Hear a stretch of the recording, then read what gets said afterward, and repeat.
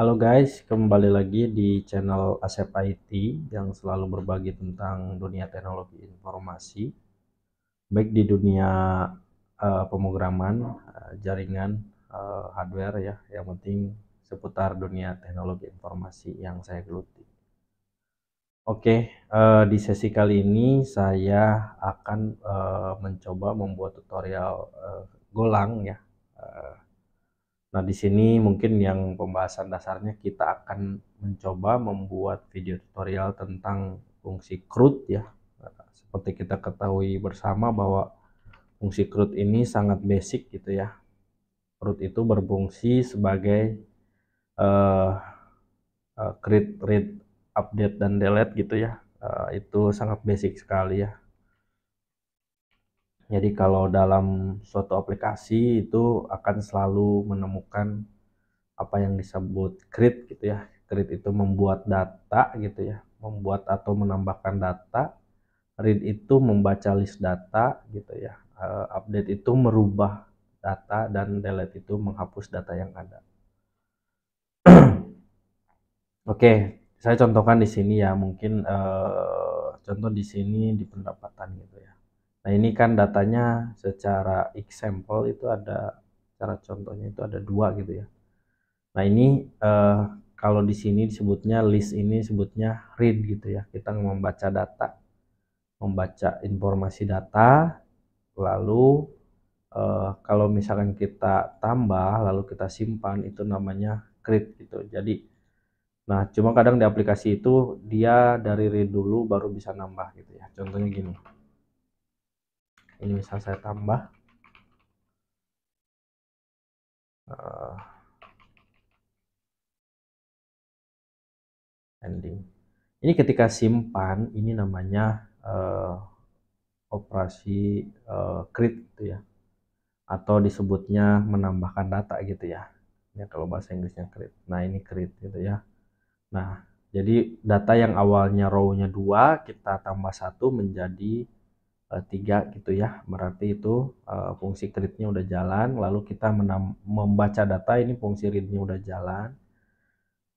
Merubah data, kalau kita cek misalnya ini kita rubah jadi ini nomor ordernya.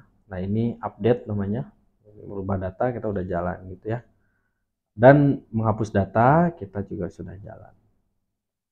Nah, ini kan secara CRUD udah berfungsi, tapi ini secara fungsional di belakangnya ini berfungsinya temporary gitu ya. Jadi kalau kita coba nambah data misalnya gitu ya, nambah data, kita tambah nomor ordernya, save gitu ya.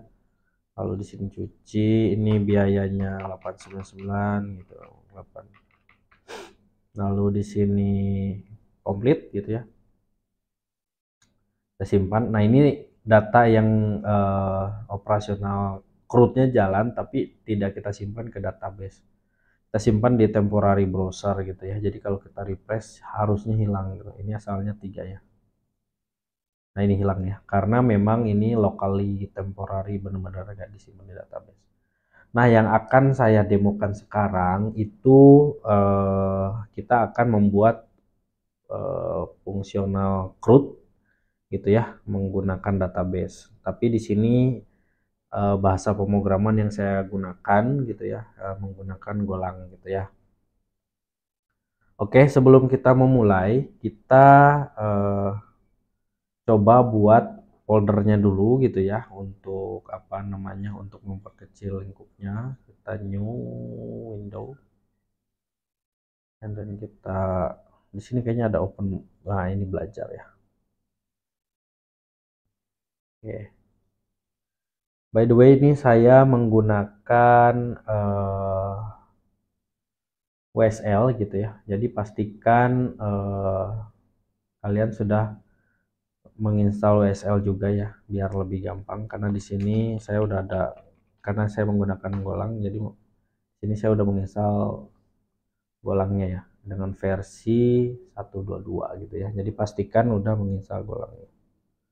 Oke, dalam folder belajar ini kita membuat satu folder namanya misal mkadir. Kita buat sebuah folder baru namanya CRUD app misalnya gitu ya. Oke, kita sudah buat folder baru CRUD app. Kita lihat di dalam CRUD app-nya ini ada gitu ya. Lalu kita change directory ke CRUD app-nya. Oke, lalu kita inisialisasi gitu ya projectnya. Kita jalankan command go mode init CRUD app gitu ya. Jadi kalau digolang itu kita harus inisialisasi nama projectnya apa gitu ya. CRUD app. Ini bebas ya, sebenarnya nggak harus sama kayak foldernya gitu. Karena ini inisialisasi di dalam. Nah ini setahu saya nanti bakal ada folder baru namanya go mode gitu ya. Nah ini. Jadi ini dia menginisialisasi namanya modulnya CRUD app. Oke, selanjutnya kita butuh beberapa dependensi ya. Kita butuh dependensi GIN untuk routingnya, GORM itu untuk database ORM-nya, dan PostgreSQL atau MySQL ya, itu sebagai database-nya gitu. Nah, kalau tadi kan yang saya demokan aplikasinya itu temporary. Nah, ini saya akan membuatnya permanen di database gitu ya. Tapi mungkin saya belum tentu saya tampilkan di sini gitu ya. Jadi karena ini videonya durasinya biar nggak terlalu panjang. Oke, jadi nanti butuh dependensi GIN ya. GIN itu untuk routingnya nanti. GORM itu untuk database ORM-nya gitu ya, sama Postgre nanti untuk database-nya. Jadi kita perlu menginstal 3 dependensi itu ya. Nah, kalau apa namanya Postgre udah ada sih saya di lokal. Jadi kalau kalian belum ada, kalian bisa install gitu ya. Saya ini udah ada nih Postgre-nya. Tuh. Nanti saya akan buatkan database-nya. Oke, kita install dulu GIN-nya ya. Kita ketik go get GitHub, atau kalian sebenarnya bisa cari ya di GIN itu biasanya apa namanya, kalian ketik di Google itu GIN gitu bisa ya. GIN gonic /GIN. Nah ini GoGet ini kita menginstal dependensi gitu ya. Nanti di sini harusnya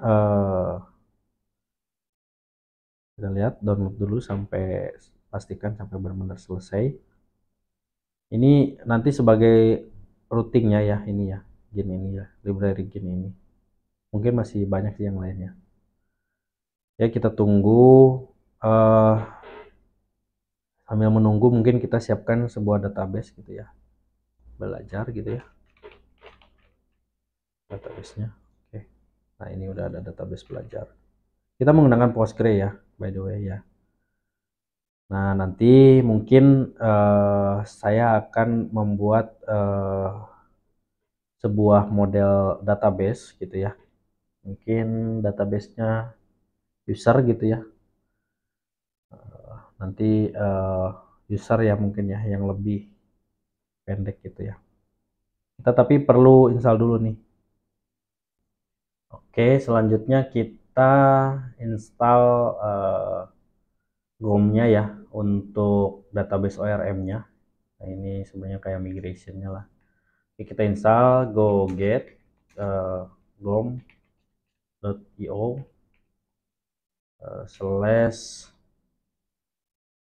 /gom ya. Oke, kita akan menginstal, tunggu sampai selesai. Terakhir kita menginstal driver Postgre-nya ya. Kita menggunakan Postgre ya. Nah, di sini ya kalau udah selesai ini ada tambahan file baru ya. Gosam ini ya. Jadi ya mungkin summarize kali ya. Apa aja dependensi yang dibutuhkan. Nah, ini di sini juga ada gitu ya. Resamnya gitu ya. Oke, kita tunggu. Selanjutnya kita install driver gitu ya, driver si Postgre-nya. Kita menggunakan Postgre ya. Driver Postgre ini ada di sini, gorm.io driver /postgres. Kita tunggu lagi ya. Ini yang terakhir nih ya, Postgre, driver Postgre-nya.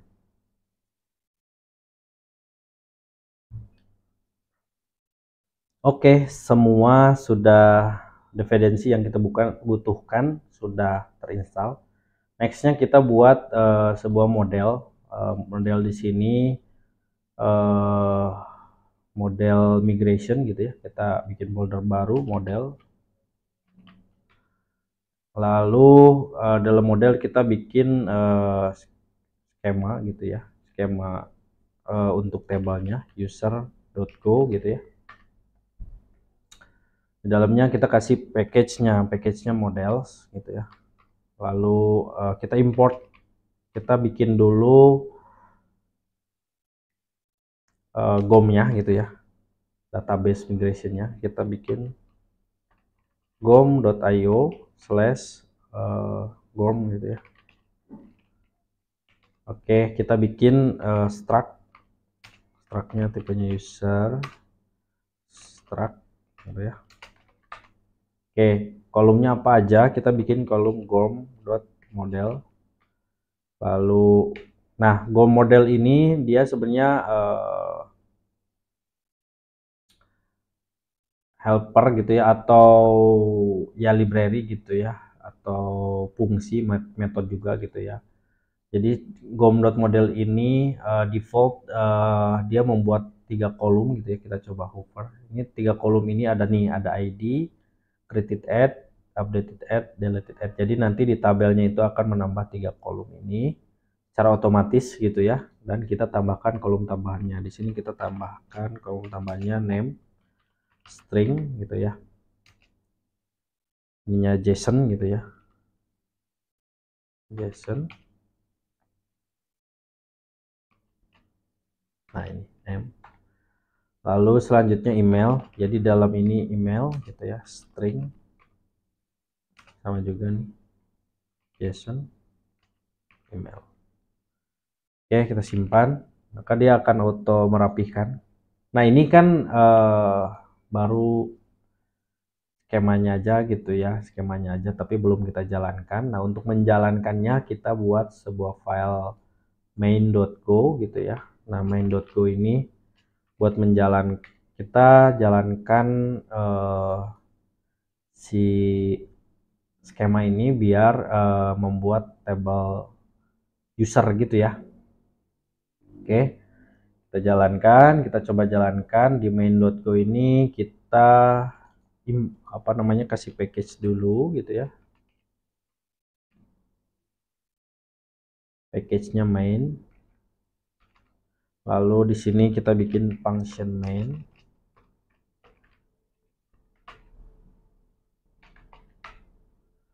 Oke, nah ini kita koneksikan gitu ya si programnya ke database gitu ya. Kita koneksikan ini variabelnya gitu ya, variabel database connection-nya. Nah, ini formatnya host sama dengan localhost gitu ya. Lalu usernya apa gitu ya. Nah, ini ya, usernya saya ada gitu ya, nanti usernya apa, spasi, passwordnya apa itu kan, nanti di sini passwordnya sesuai password kalian. Lalu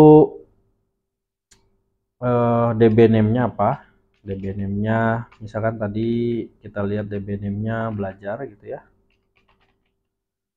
Lalu portnya ya, port si Postgre-nya berapa ya, default 5432 gitu ya. Lalu SSL mode-nya disable ya, karena SSL mode ini kalau untuk localhost itu nggak perlu SSL mode gitu ya cara ngaksesnya. Oke, kita lanjut, kita baca nih returnnya nanti. Coba kita koneksikan gitu ya, kita koneksikan, kita panggil GOM. Nah ini dia otomatis import ya, kita open koneksinya Postgres. Nah ini dia akan manggil juga Postgresnya karena udah kita install tadi. Lalu di sini .open, kita buka koneksinya DSN. Nah tapi DSN-nya harus benar ya, maksudnya tuh username sama passwordnya. Lalu kita panggil gom config nih, gitu ya. Nah kita cek nih apakah ada error gitu ya. Nah ini kalau error ya ini failed connect database gitu ya.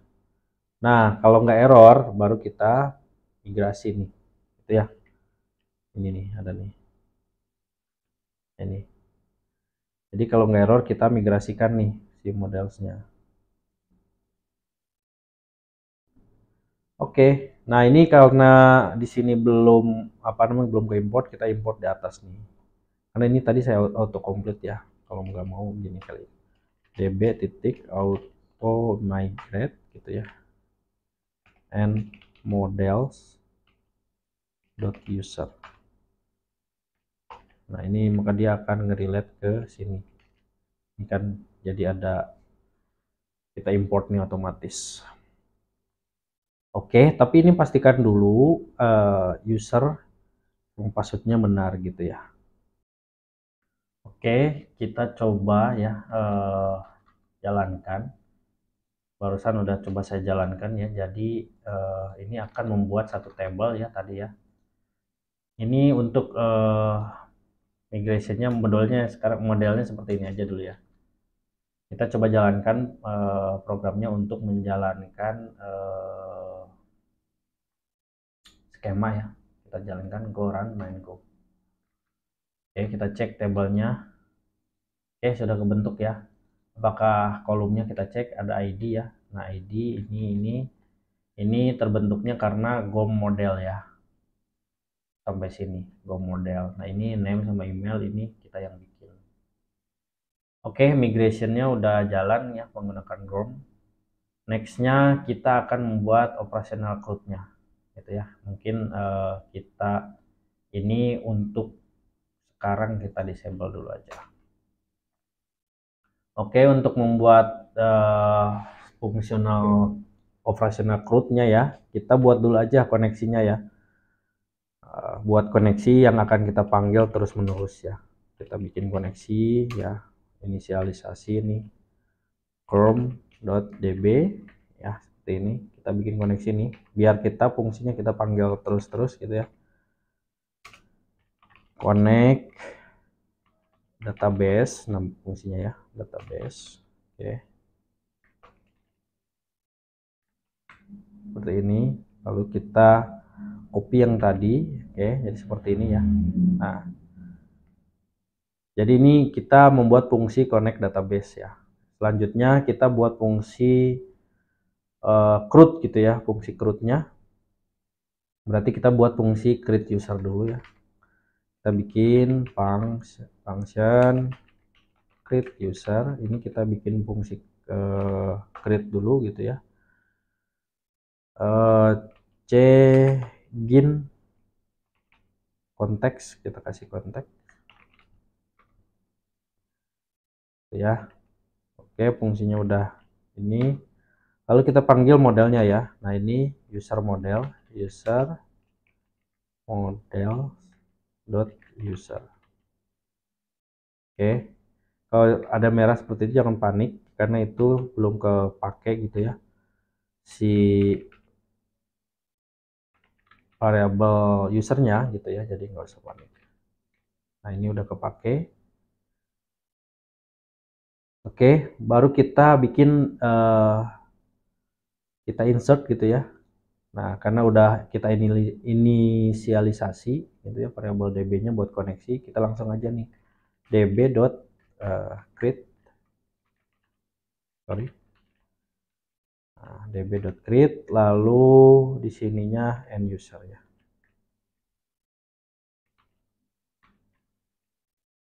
Oke, lalu kita kasih respon ya, JSON kalau 01 gitu ya, user. Oke, fungsi create-nya udah terbuat. Uh, kita buat fungsi read ya, create read. Kita buat fungsi read-nya. Wait. Oke, kita buat fungsi read. Fungsi read-nya berarti ini udah otomatis ada ya. Ini karena emang ada try AI-nya gitu ya, gampang banget nih, gitu ya.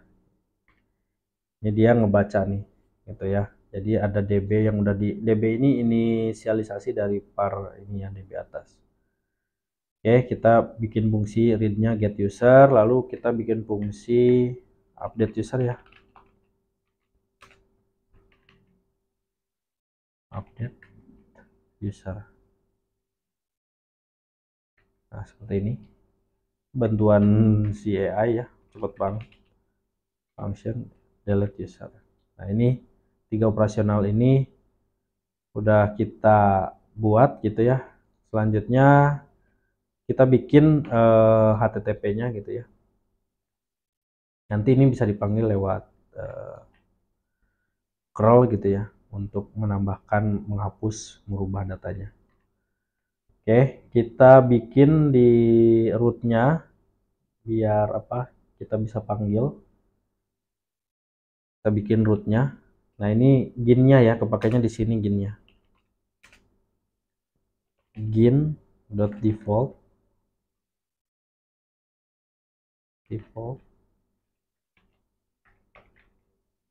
sorry. Oke. Lalu nah, kita panggil nih. Tadi sih ada ya. Nah, ini. Kita panggil si connect database-nya sama apa namanya? Sama fungsi-fungsi yang kita buat gitu ya. Nah, di sini mungkin di sini kita mau menggunakan port berapa bisa spesifik ya. Jangan ini 8081 gitu ya. Oke. Ini harusnya sudah jalan ya, guys. Harusnya ini udah jalan nih fungsi CRUD-nya. Kita tinggal jalankan go run main go. Nah, ini udah jalan ya 8081 ya. Nah, ini tinggal kita coba tambah data, ubah data, sama hapus data. Oke, di sini saya sudah membuat ya fungsi CRUD-nya. Udah saya perbaiki juga nih create usernya. Jadi di sini kita bikin struktur dulu, struktur inputnya gitu ya. Ini terpisah ya. Input ini kiriman dari user gitu ya. Kita buat nih, gitu ya, dengan bindingnya semuanya harus terisi gitu ya. Ini kalau ada salah satu yang nggak keisi kita balikin gitu ya. Lalu di sini kita apa namanya? Kita binding nih name ke input name gitu ya, inputan dari name. Email kita binding ke inputan dari email gitu ya. Nah, baru kita buat ke database gitu ya. Kalau ada error ini kita keluarkan errornya. Lalu selanjutnya kita apa namanya? Verify ya usernya udah ke create gitu ya, maksudnya ke depannya kita kasih tahu gitu ya. Oke, kalau kita jalankan kita menggunakan Postman gitu ya, kita jalankan. Nah, kita contoh ininya misal Asep gitu ya. Ini Asep coding.